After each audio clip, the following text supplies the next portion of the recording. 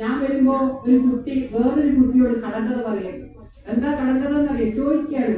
പോണ്ടിച്ചേരിയിലുണ്ട്, തൃശ്ശൂരുണ്ട്, കൊല്ലത്തുണ്ട്, തിരുവനന്തപുരത്തുണ്ട്. എന്താ പോണ്ടിച്ചേരിയുണ്ട്, തൃശ്ശൂരുണ്ട്, കൊല്ലത്തുണ്ട്, തിരുവനന്തപുരത്തുണ്ട്. ആരത്? സുരേഷ് ഗോപി ഇല്ലേ? വല്യച്ഛൻ, അമ്മായി, ഏട്ടൻ, അനിയൻ, ഏട്ടന്റെ ഭാര്യ, BJP-കാരായിട്ട നേതാക്കന്മാർ എല്ലാവർക്കും കൂടി വോട്ടാണ്. എവിടെ?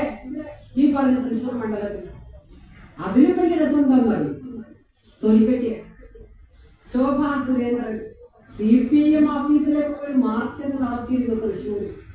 രണ്ടാമത്തെ മാർച്ചിനെ കുറിച്ച് ആലോചിക്കേണ്ടി വന്നില്ല എന്നുള്ളതാണ് ഒരു സമാധാനം. കാരണം അതാണല്ലോ അവിടുത്തെ അവസ്ഥ. നിങ്ങൾ കൂടി കണ്ടതാണ്. എന്താണ് ആദ്യത്തെ മാർച്ചിനെ കൂടി അതൊക്കെ അവർ കഴിച്ചിരിക്കുന്നു. ശോഭാ സുരേന്ദ്രനോട് ചോദിച്ചു, സുരേഷ് ഗോപി എന്തേ ഉണ്ടാത്തെ?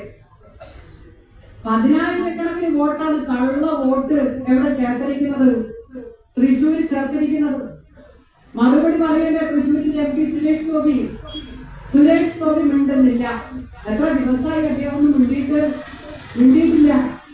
സിനിമാ ഡയലോഗിനേക്കാളും ശക്തമായ ഡയലോഗ് അതിൽ പുറത്തു പറയുന്ന മനുഷ്യനാണ് സുരേഷ് ഗോപി.